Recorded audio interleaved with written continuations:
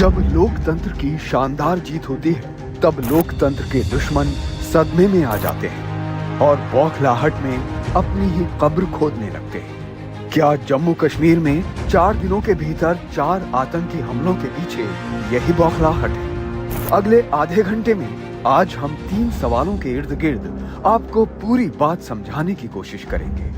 पहला सवाल, क्या मोदी सरकार की वापसी से आतंकी घबरा गए?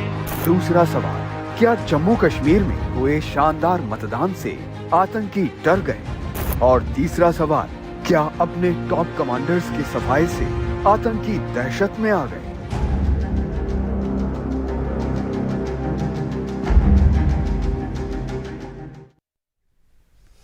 खबर पक्की में आपका स्वागत है। नमस्कार, मैं हूं विकास भदौरिया। आप देख रहे हैं अब वो खबर जो कश्मीर से जुड़ी हुई है। भारत के चुनावों का रिजल्ट देखने के बाद पाकिस्तान की मुसीबत बढ़ गई है। बीते 4 दिनों में जम्मू कश्मीर में 4 आतंकी हमले हुए हैं, लेकिन अब आतंकी जिस तरह से घबराए हुए हैं और दिल्ली से जम्मू कश्मीर तक आतंक को कुचलने के लिए जो एक्शन शुरू हो रहे हैं, बहुत जल्द आतंकियों की संपूर्ण सफाई और संपूर्ण विदाई हो सकती है। यह रिपोर्ट देखिए।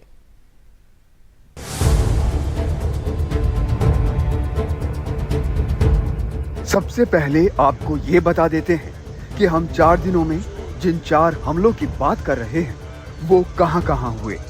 आतंकियों ने पहला हमला रियासी में किया। 9 जून को नई सरकार के शपथ ग्रहण से पहले श्रद्धालुओं की बस को निशाना बनाया गया, जिसमें 9 जानें चली गईं। दूसरा आतंकी हमला कठुआ में हुआ। 10 जून को आतंकियों ने कठुआ में तहसील हीरानगर के सोहल इलाके में गोलियां बरसाईं। सेना ने जवाबी कार्रवाई में एक आतंकी को ढेर कर दिया। तीसरा आतंकी हमला 11 जून को डोडा में हुआ। इस बार आतंकियों ने सेना के बेस को अपना निशाना बनाया। चौथा आतंकी हमला 12 जून को डोडा में हुआ। आतंकियों और सुरक्षा बलों के बीच मुठभेड़ हुई। ये आतंकी जंगलों में छुपे हुए थे। आगे बढ़ने से पहले आपको बता दें कि इन आतंकी घटनाओं के बाद सरकार क्या कर रही है। खबर है कि प्रधानमंत्री नरेंद्र मोदी ने जम्मू कश्मीर के हालात की समीक्षा की है। पीएम ने एनएसए और दूसरे अधिकारियों के साथ बात भी की है। पीएम को जम्मू कश्मीर में सुरक्षा संबंधी हालात की पूरी जानकारी दी गई है। उन्हें आतंकवाद के खिलाफ जारी एक्शन के बारे में बताया गया। प्रधानमंत्री ने दहशतगर्दों के सफाई के लिए पूरी क्षमता का इस्तेमाल करने को कहा है। इसके अलावा पीएम ने गृह मंत्री अमित शाह से भी बात की है। सुरक्षा बलों की तैनाती और आतंक विरोधी अभियानों को लेकर चर्चा हुई है। प्रधानमंत्री ने जम्मू कश्मीर के उपराज्यपाल मनोज सिन्हा से भी बात की और हालात का जायजा लिया है। एनडीटीवी ने आपको पहले ही ये जानकारी दे दी थी कि जिस तरीके से श्रद्धालुओं से भरी बस पर आतंकियों ने हमला किया, ये पैटर्न लश्कर से मेल खाता है। इसकी साजिश पीओके में रची गई थी। ये भी कहा जा रहा है कि पाकिस्तान फिर से कश्मीर में दहशत फैलाने के लिए जिहादी इंफ्रास्ट्रक्चर शुरू कर रहा है। लेकिन पाकिस्तान दोबारा ऐसा दुस्साहस क्यों कर रहा है? मोटे तौर पर इसके 7 कारण हैं। पहली वजह, जम्मू कश्मीर में रिकॉर्ड मतदान हुआ है।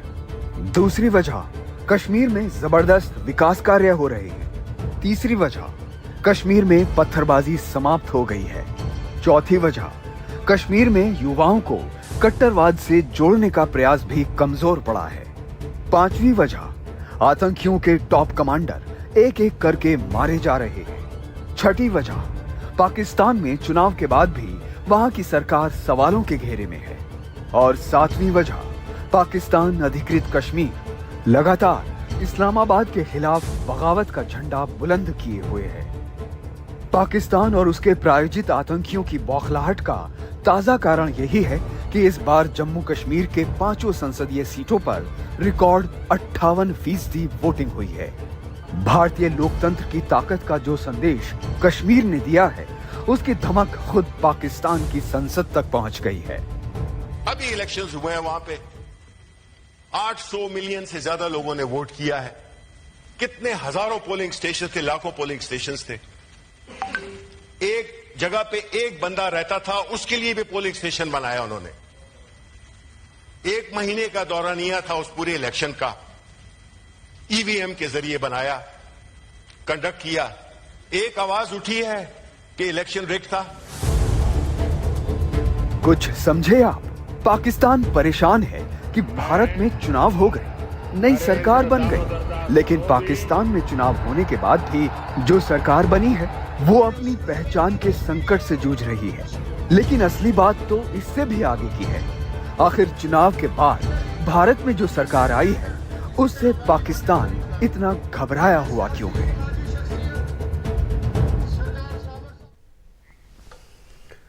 तो जैसा कि हमने आपको दिखाया, दिल्ली से जम्मू कश्मीर तक सरकार इस वक्त एक्शन में है। रियासी में करीब 50 लोगों को हिरासत में लेकर उनसे पूछताछ की जा रही है। इधर दिल्ली में प्रधानमंत्री खुद हालात का जायजा ले रहे हैं। इस बीच अजीत डोभाल को फिर से राष्ट्रीय सुरक्षा सलाहकार बना दिया गया है। अब आपको दिखाते हैं कि आखिर प्रधानमंत्री मोदी की तीसरी पारी से पाकिस्तान में इतनी बेचैनी क्यों है। क्या तीसरी बार मोदी सरकार के आने से आतंकियों में दहशत है? जो आग देशवासियों के दिल में है, वो आग मेरे दिल में भी है।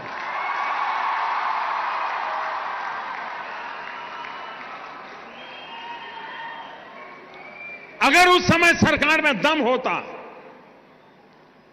तो अहमदाबाद की सिविल अस्पताल में निर्दोषों की जान लेने वालों को वहां जाकर के भी हिसाब चुकता कर देते भाई। और इसलिए मैं आपको कहना चाहूंगा, 7वें पाताल में होंगे उनको भी मैं छोड़ने वाला नहीं हूं।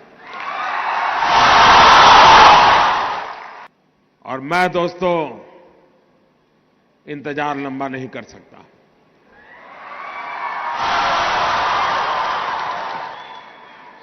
चुन चुन करके हिसाब लेना ये मेरी फितरत है। चुन चुनकर आतंकियों के सफाए का प्रधानमंत्री मोदी का ये भाषण कुछ साल पहले का है, लेकिन जम्मू कश्मीर में दहशत फैलाने की आतंकी कोशिश उससे कहीं ज्यादा पुरानी है।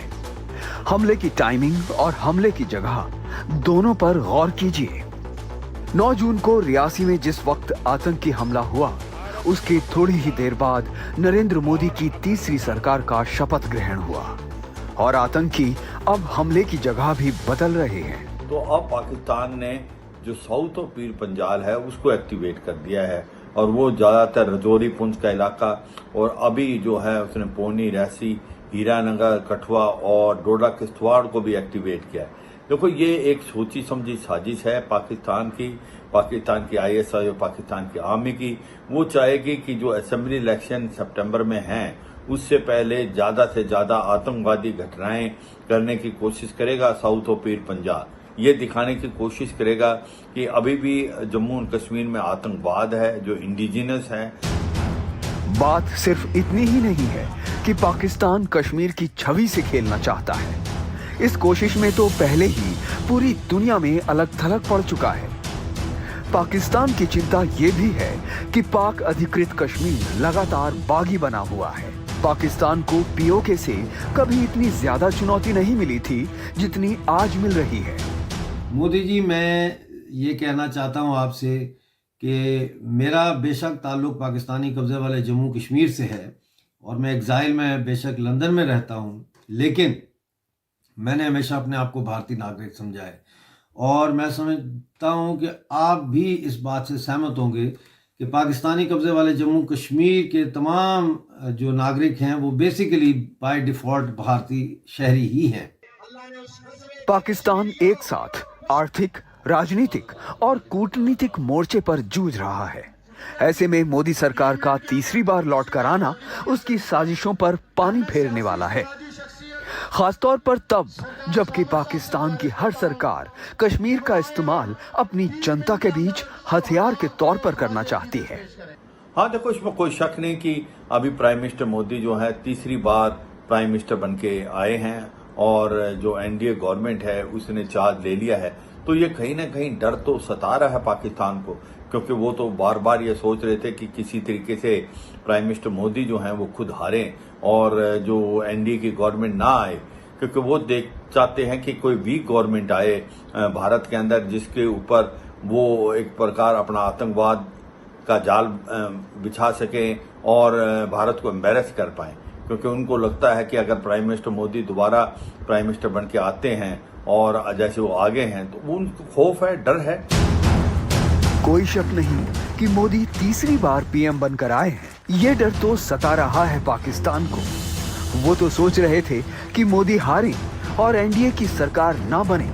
वो चाहते हैं कि कोई कमजोर सरकार भारत में आए ताकि आतंकवाद का जाल बिछा सकें। पाकिस्तान को ये डर भी है कि उसके नापाक मंसूबों का भारत की ओर से वैसे ही जवाब मिल सकता है जैसे पहले मिल चुका है।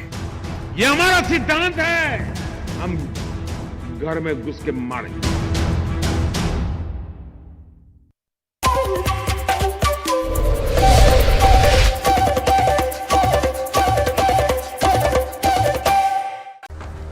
और अब वक्त है Motorola video of the day का।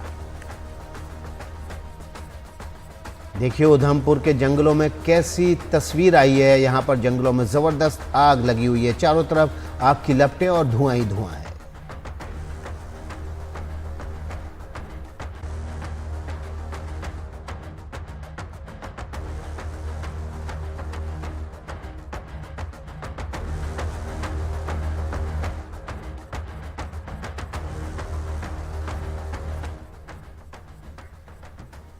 खबर पक्की में आज इतना ही। एनडीटीवी पर खबरों का सिलसिला लगातार जारी है।